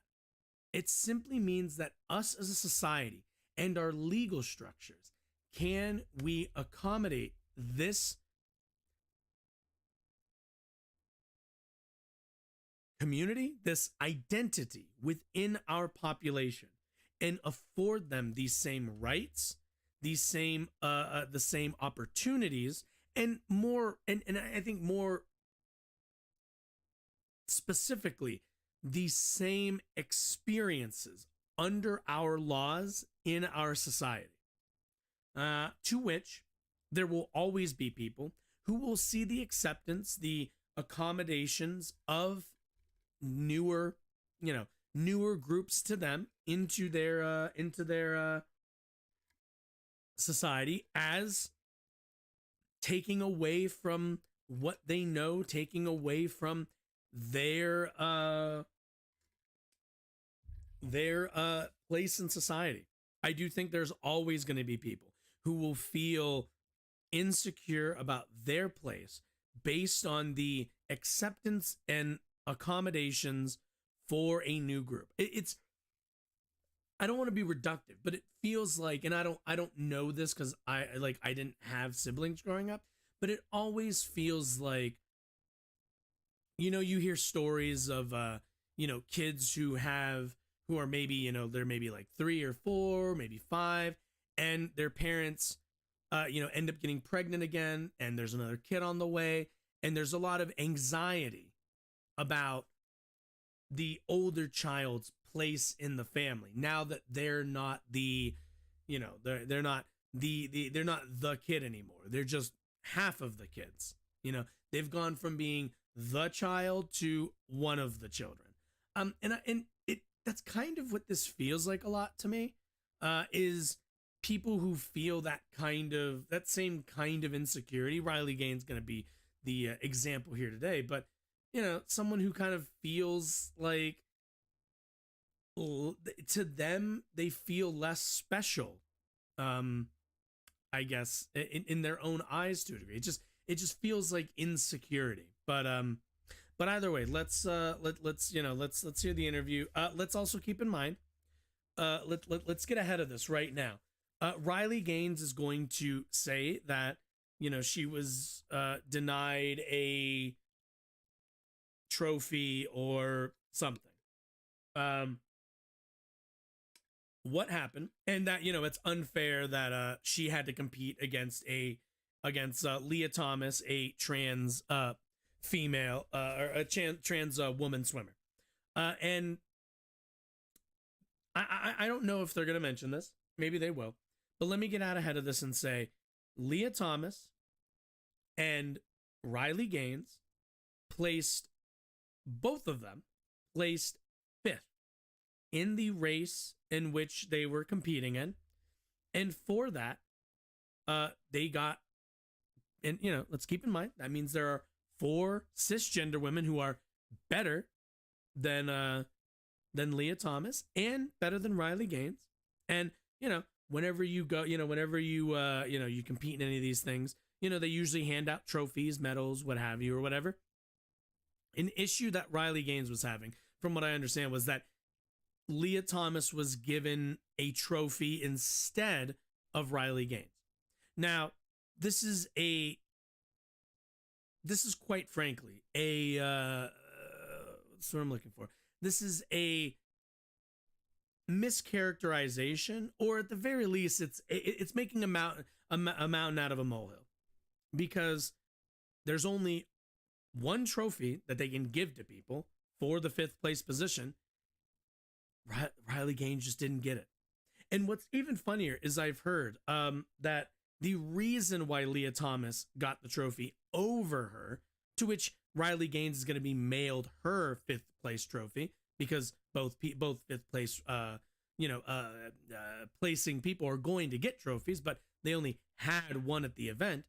But the reason why Leah Thomas got it over Riley Gaines was because in a tied situation, in a scenario where there is a tie, the trophy goes to the person in alphabetical order. Meaning, if Riley Gaines was named, I don't know, Ashley Gaines, then she would have gotten it, and Leah Thomas wouldn't have, because the trophy goes to whoever. If there's two people who tied, it goes to alphabetical order, and the other the second person in alphabetical order, they get their trophy mailed. But that's really actually what happened. But it seems like Riley Gaines sees an opportunity to, kind of gain some kind of notoriety, since placing 5th place isn't going to exactly make you a star. So anyway, all of that said, let's get into it. Joining us on the line is Riley Gaines. She's a recent graduate from the University of Kentucky, where she was a 12-time All-American swimmer. She competed My God, and tied Ben, with you're so loud. trans-identifying swimmer Leah Thomas at the NCAA Championship. She's also recently on our sports show, Crane and Company. You should check out that interview if you haven't yet. Let's It's fantastic. see. Riley, Yeah, thanks so much for joining the show. Great to That's talk to pretty you. good for yeah. Of course. Thank you so much for having me on. So let's talk about I don't get it. How do you guys have these like pauses? This isn't network television. Is this not a Zoom call? Why is there a pause? Or experiences swimming Damn it. against Leah Thomas, having to share a locker room with Leah Thomas. The media, of course, have declared that Leah Thomas is the greatest female hero of all time, complete with intact twig and berries. So what was that? Is that what it was that printed in the news, Ben, or is that just your mischaracterization of people's writings? Again, let's be clear. Nobody thinks Leah Thomas is brave. Nobody thinks is like the greatest, whatever. We just want people to be able to compete. That's literally it. Also, keep in mind, I like this. The question really becomes, why the fuck should I be concerned or care about the feelings of Riley Gaines? Do you notice that they don't actually really like that in and of itself? The fact that she's like, oh, you had to share a locker room. Okay. You share a locker room with how many other women? Like, it's called being an adult. I'm sorry. Like, deal with it. What's the problem here? It's really, really fucking weird to me. It's very, very weird to me. Like the idea, the offense is the idea that she'd have to share a locker room. When I can't help but wonder, is Leah Thomas going on shows, going on speeches deriding Riley Gaines as a woman? No. So why would Riley Gaines ever feel threatened by by Leah Thomas? If anything, Leah Thomas should feel threatened by Riley Gaines in sharing a locker room, because she doesn't know how crazy Riley Gaines is going to get. She goes out there and gets paid by Daily Wire, by TPUSA, by all of these corps to basically talk shit and demean another competitor. So if anything, if I was Leah Thomas, I'd be like, it's really awkward to share a locker room with somebody who makes money complaining only about you and targeting you specifically, instead of just getting good and competing better. Experience like having to swim against and then share a locker room with this very large dude. In regards to the swimming portion, it felt as if you were going into the competition with your hands tied behind your back. Especially growing up as a swimmer, competing at the collegiate level, there's a men and women's team. I mean, the worst man at the University of Kentucky could beat the most accomplished female with ease. Well, it's too bad both of you placed fourth or fifth, and there were 4 other cis women who kicked your ass and Leah Thomas's. Kind of undercuts your entire point now, doesn't it? So that experience, truly, it felt like belittlement. It felt like our feelings didn't matter, our safety, our privacy, Also, our fair competition. why do we only hear from None these of that losers? mattered. What mattered was prioritizing the Are the other feelings and 4 identity women of a who male beat at the expense Leah of our Thomas own. and Riley Gaines? In regards to the have they locker come room, out and been all like, that experience, oh I think the man, best it was like word- so unfair? No, they, I'm going to look them up real quick on the side, but from what I understand, none of the people who placed above them have said anything, because they were like, yeah, I outcompeted them because I can do that, because I'm good. Just because, like, this just sounds like a skill issue on your part, Miss Gaines. I don't know what to tell you.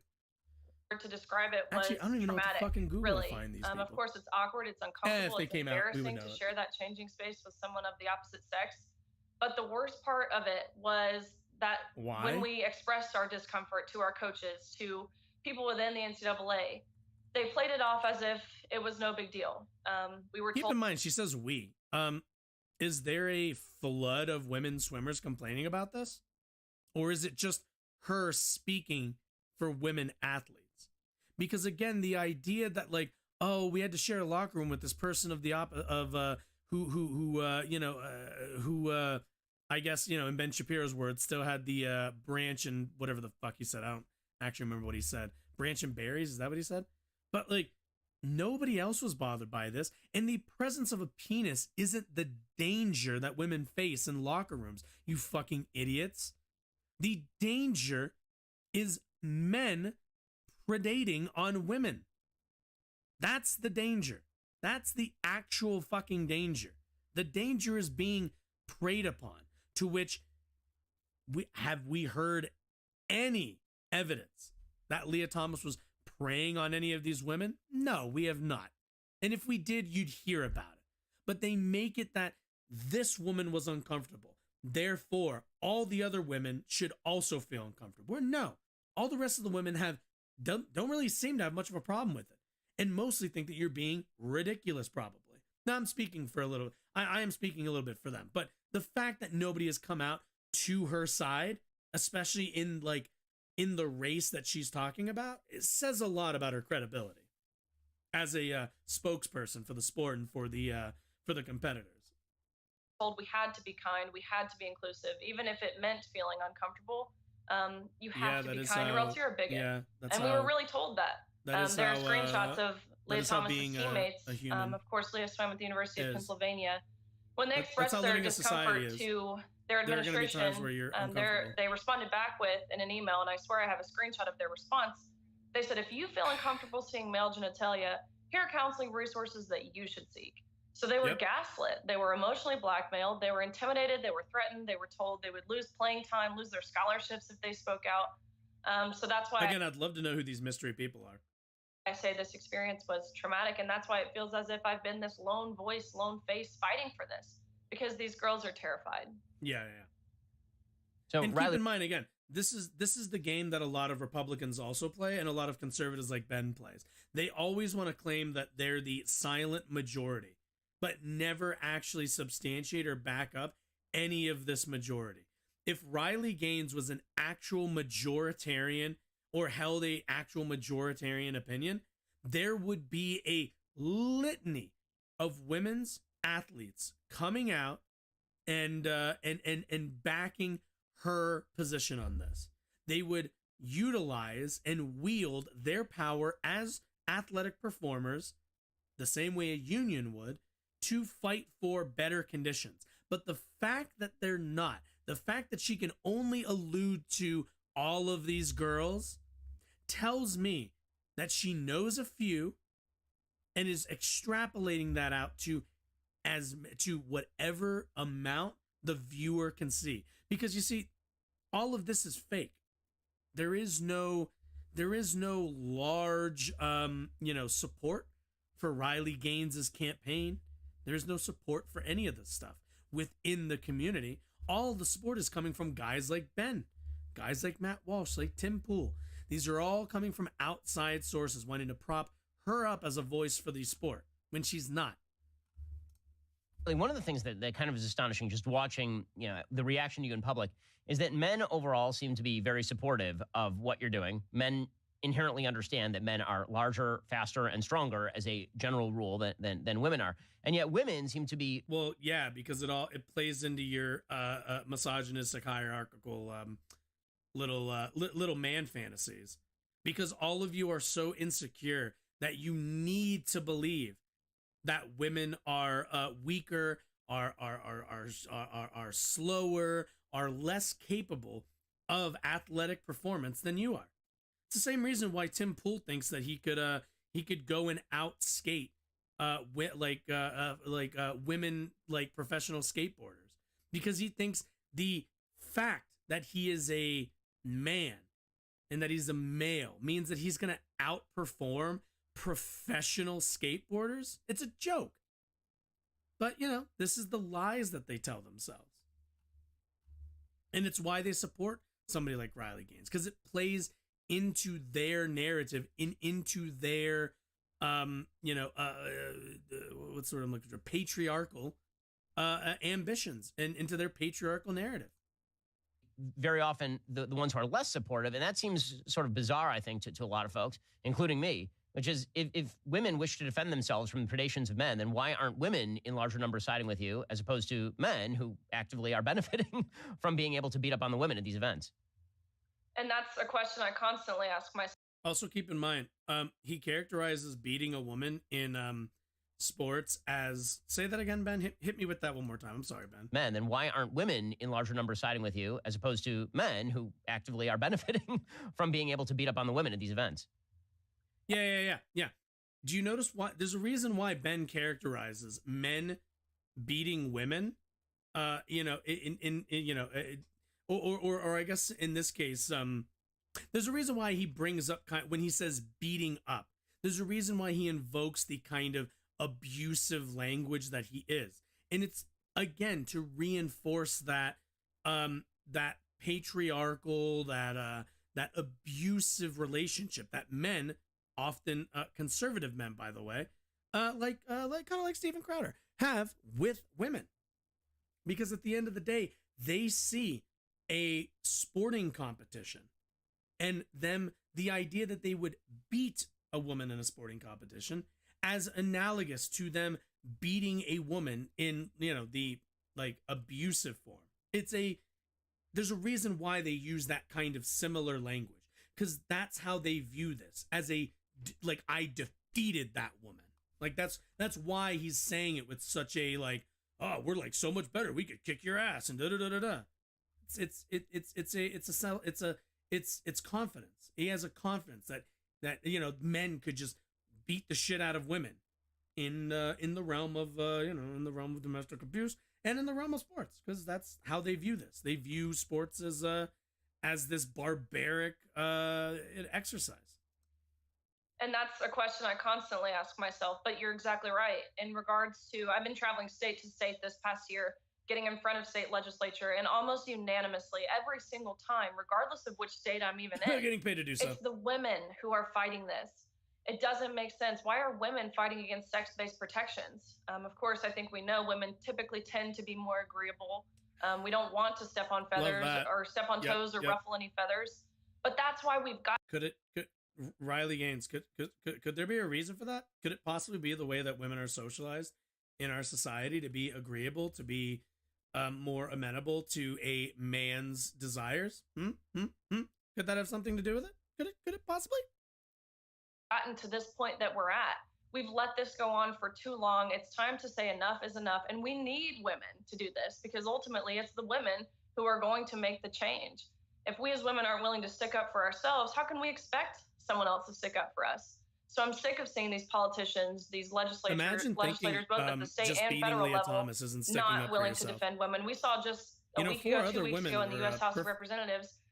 Four other women were perfectly capable for sticking up for themselves when they beat you and Leah Thomas in that race. So I think women are doing fine. One Democrat voted in favor of protecting women and girls in sports. Not one dad, not one mom, and these are people who have children. Are they okay with their child seeing male genitalia being exposed while simultaneously undressing in a locker room next to a man? Are they okay with their daughters losing out on opportunities, asking to kindly step aside and smile and give away their spot on the podium, their title, their... Oh, see, that's the salty part. This is the salty bit where she goes like, I had to step away. I didn't get to stand on the podium. Like, dude, you didn't get to be on the podium because you tied with somebody and your first name starts with R. Please get over it. Please grow the fuck up, first of all. And secondly, the idea that, again, the idea that seeing male genitalia is this, what's the word? Is this earth-shattering event. Go ahead and talk to any woman. Is seeing a penis that earth-shattering? Not really. Most kids have seen their parents naked before. It's not really, and also it speaks, also let's keep in mind, it speaks to a very, very specifically American prudishness on nudity, on sexuality, and the way that we treat it. But like, it's just genitalia. Everybody has it. It's not shocking. It's not controversial. I don't get it. What is shocking, what is controversial, is when somebody is, and I said this earlier, harassing or predating upon you, or is that the way, whatever, is harassing you with that genitalia. Then obviously that's all of the things that, that's shocking. That's all the rest of those things. But somebody just changing is somebody just changing. It'd be one thing if we had some stories of, fucking Leah Thomas, whipping it out and running around and fucking dick slapping all the women in the locker room. But it's not happening. She stands there, she gets dressed, she doesn't bother anybody, but you're offended. And guess what? That's your fucking problem. That is 100% your problem. And if you're a parent and, you know, if you're a mom and you're in a locker room for whatever reason with like your daughter, I don't know, they play, I don't know. And there's like a trans woman in there or a trans girl, whatever, and they're changing. How about this? Instead of pointing out and being like, oh my God, that person has a penis, why don't you, I don't know, fucking leave that person alone and give them some fucking privacy? I know it's a locker room, but like, can we respect people's privacy, please, a little bit? Is that so fucking hard to do? Like, goddamn. Trophy? No, I don't think they are, yet they're willing to lie. They're willing to throw their moral compass out of the window and do what they know is not right. They know this is unfair, yet they simply don't care. So, Riley, you know, one of the so much of this that is true. I don't care about your feelings of insecurity and your feelings of uncomfortableness over somebody else's feelings of inclusion in society. This is true. I do not care how you personally feel, and if you're personally not ready to deal with the existence of trans people, that I do not care about. What I do care about is the rights and the comfort of a marginalized group of people, of a people who do not show a disproportionate amount of harm done to others. We do not have some string of trans people attacking women. This is just you're caught up in your feelings and you want us to not accommodate trans people into our society in an equal manner because you feel uncomfortable. That's a you problem here. Gaslighting is about saying things that are not true and then pretending that it's obviously manifestly true. One of the areas where this has been most obvious is in your visits to places like San Francisco State University. So you go to San Francisco State University where you're basically forced off campus after being violently accosted. And then the university basically praises the student body and talks about how everybody handled themselves well. Why don't you talk about what happened at San Francisco State University? Absolutely. I was invited to San Francisco State University through Turning Point to deliver a speech on exactly what I've been talking about this past year. And let me reiterate what that is. Based off of my own personal experience competing against Leah Thomas and seeing how that affected this injustice, affected myself and my teammates and my competitors, just highlighting that and sharing why it's wrong and why it's unfair, especially at the collegiate level, to compete against a male and change in a locker room. And I highlight, of course, the silencing piece and really the bigger picture of this, because it's a lot bigger than just women in sports. But I delivered my speech. I, of course, knew this environment would not be something I'm used to, as I'm from Tennessee, and everyone here is supportive for the most part. I knew this environment was different, but I thought I knew what I was getting myself into. I was naive and expecting these people would still come with an open mind. That is by no means what they did. After I delivered. Oh, okay. I found an article on the rule I was talking about when it came to the trophies. So she's really salty because she didn't get a trophy. Let me read this real quick. Oh my God, this is an awful website. At its meeting in April, the NCAA Division I Swimming and Diving Committee agreed that in the event of a tie in the championship, a final in the championship A final. Okay, I'm assuming that's okay. The trophy will go to the oldest by birthday. So I'm sorry, it was not it wasn't alphabetical. It was numerical. It was by age, whatever. The younger student athlete will hold a trophy, a stand-in trophy for the award ceremony, and be mailed a trophy following the championship. In other words, when two more athletes tied seniority rules. That's why. This is why she's complaining. And this rule was actually overturned at the end of 2022. The race that they competed in was in March or late February. The story came out in March, but it was either late February or early March when the actual race happened. But yeah, the reason why, she complains that, oh, I don't get to be on the podium, oh, I don't get a trophy, da, da, da. Yeah, it's because you're younger than Leah Thomas, and that's why. If Leah Thomas was a cis woman, you would still not get a trophy, and you would not complain. Meaning the only reason you're complaining is because you find the existence, the fact that Leah Thomas tied with you, and by the way, lost to 4 other cis women, unacceptable. That's why. In my speech, a mob of people entered into the room. They turned off the lights. They rushed to the front. They physically assaulted myself and others in the room. Ultimately, that's when an officer stepped in, escorted me out of the room into the hallway where Physically we were only assaulted is met with doing a lot of hundreds work of more there. protesters filtering in from the stairway. I would love to see some evidence that anybody got hit or something. I don't remember seeing any. I think I do remember. Did I cover this? I don't remember if I covered this. I might have. But I don't remember there being an assault. It was more of just a lot of people overtaking the room, which also, let's be honest, they shouldn't have been doing anyway.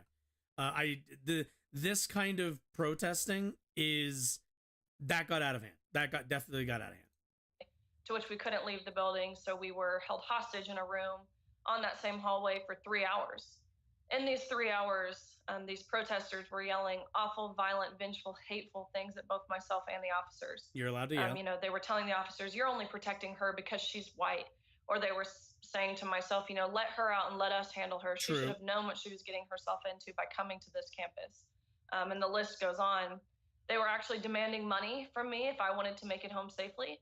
They said it's only fair that I pay them if I want to get home. I think I did hear somebody was like, "Give me like $10 and I'll let you go and I'll escort you through or something." I think they were under the assumption that the university paid me to be there, therefore that's why I had to pay them. But the university did not pay me to be there. No, come on, that guys. was Turning Points USA. Incredibly wrong assumption. It was only when the San Francisco Police Department, the city of San Francisco Police Department, got involved kids sometimes, when I was able to evacuate the building. I missed my flight home. I truthfully feared for my life in those hours I was stuck in this room and when they ambushed me because of the things they were yelling, the things they said they wanted to do to me, the things that I know they would have done to me had a door not separated us. But I think that just goes to show the... Yeah, I think the idea that like she would have been like publicly lynched, like, come on, spare me. They were yelling at you because they disagreed with you and they got control of the room, which security probably shouldn't have let happen. But still, no. Links these people are, first of all, how unhinged they are. Second of all, the lengths they're willing to go to silence you when they don't agree with you. I think they had nothing else to dissuade from my argument because on my side, there's of course they will yell truth. you down from it's your common sense, it's science, it's logic, it's reasoning, it's all of the things, and they don't have that. No, it's so they have to resort to violence. That's what they will do to silence you. But really, this only showed me that how crucial it is to continue speaking, because this is not just happening to me. This is happening all over the country to anyone trying to voice an opinion. They will label you transphobic, a bigot, hateful. They'll throw. I get called racist. What does this have to do? Whoa, crazy! You got oh, okay.